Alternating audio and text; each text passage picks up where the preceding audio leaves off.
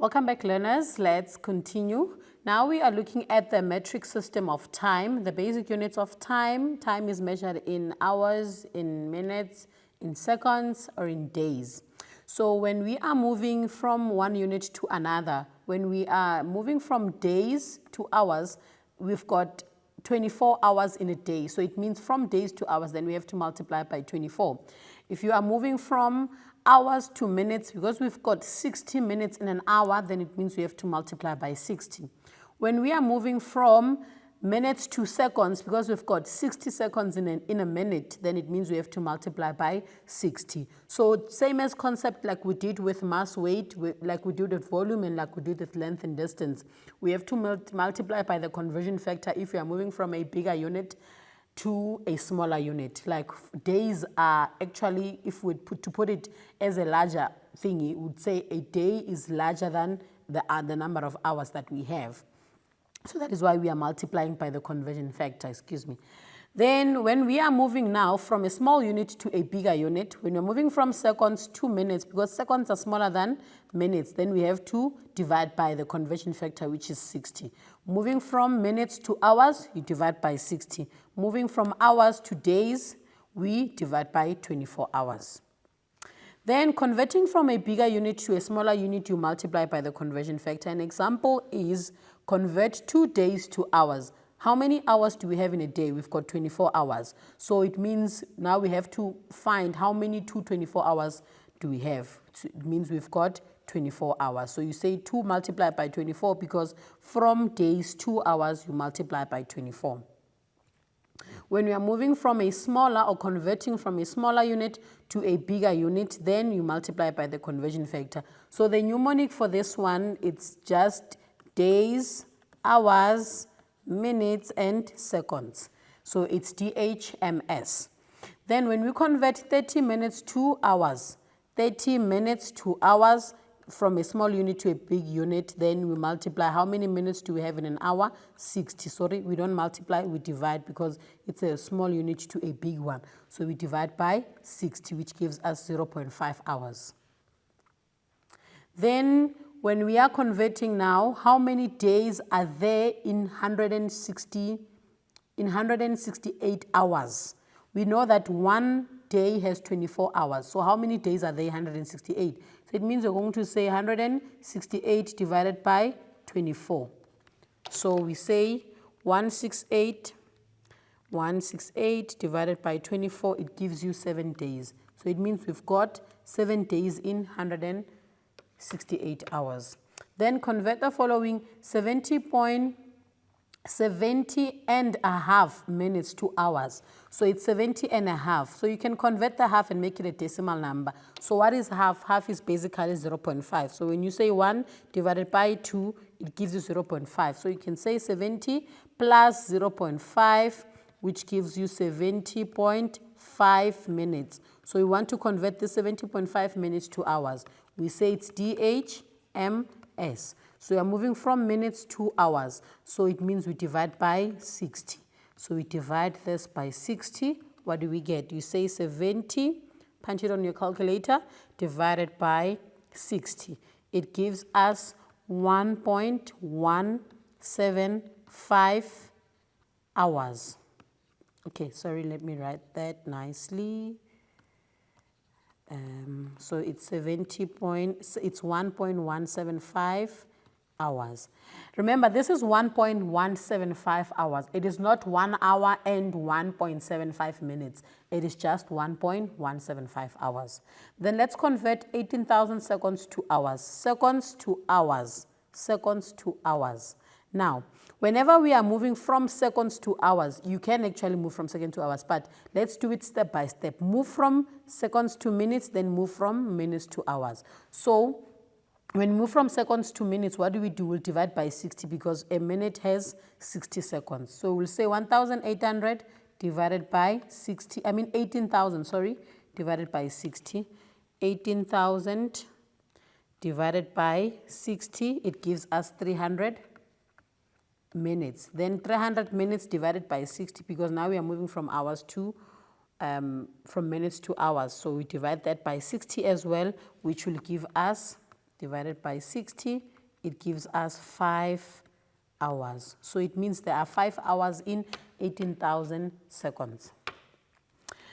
So the other basic units of time, we have a decade, and a decade which is 10 years, a century which is 100 years, a millennium which is 1,000 years. 1 week equals to 7 days, a month is plus or minus 4 weeks, and 1 year, it is 12 months, which is equal to 365 days, and a year, it is plus or minus 52 weeks.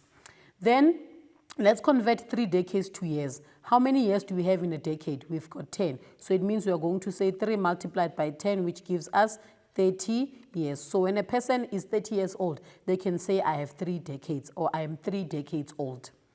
We've got 36 months, 2 years. How many months do we have in a year? We've got 12 months. So it means we will say 36 divided by 12, which gives us, what is 36 divided by 12? 36 divided by 12, it gives us 3 years.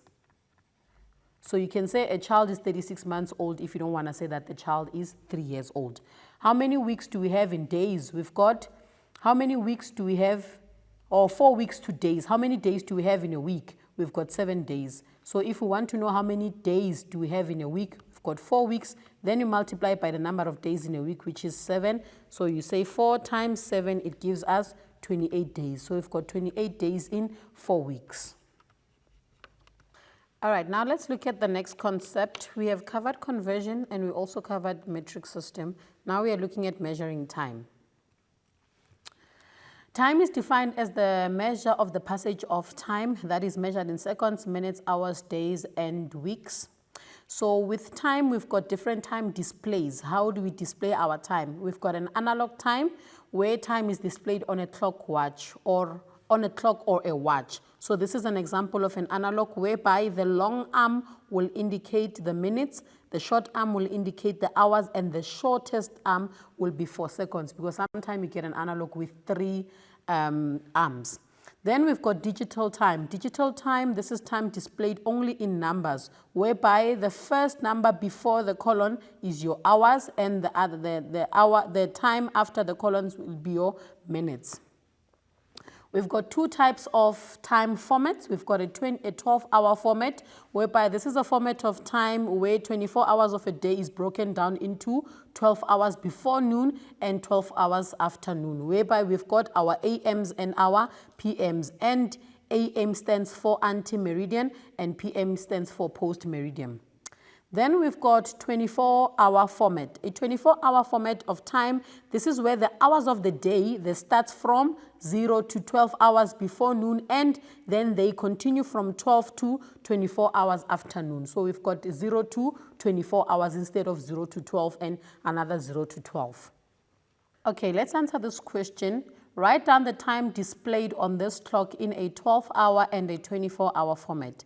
Because we are dealing with an analog, remember an analog will not indicate whether is it morning or is it in the evening. So the basic is that the short arm will indicate the hours and the longer arm will indicate the minutes, whilst the longest arm will indicate the seconds, because now we've got 3 arms. So let's write down the time that we have here. We'll write it in digital form. So when we're writing our time in digital form, it means now we'll have 0, 9, 10. So it means it's 10 past 9 because we've got 9 in our hours and 10 in our minutes. Then now let's convert this in a 24-hour and a 12-hour format. So in a 12-hour format, 10 past 9 in the morning, it will be 10 past 9 a.m. and then in the evening it will be 10 past 9 p.m. because this is a 12-hour format.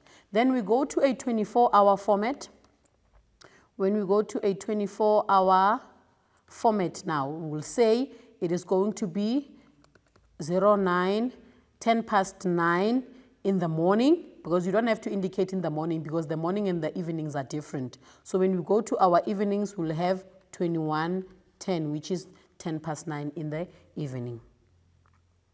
Then now let's complete this table. 8 o'clock in the morning, let's express this in a 24-hour format. It means it's going to be 8 o'clock in the morning, so it's 8 a.m. Then let's express it in a 24-hour format. It means it is going to be 08 hours. Then we go to the next question for C. We are given 10:45 in the evening, and it's expressed also in a 24-hour format. So we must write it. So you can say 15 minutes to 11. So you write it as 15 minutes to 11 in the evening. 15 minutes in the evening, or you can write it as 11:45. 11:45, 11, not 11. Okay, 11 in the evening. Yes.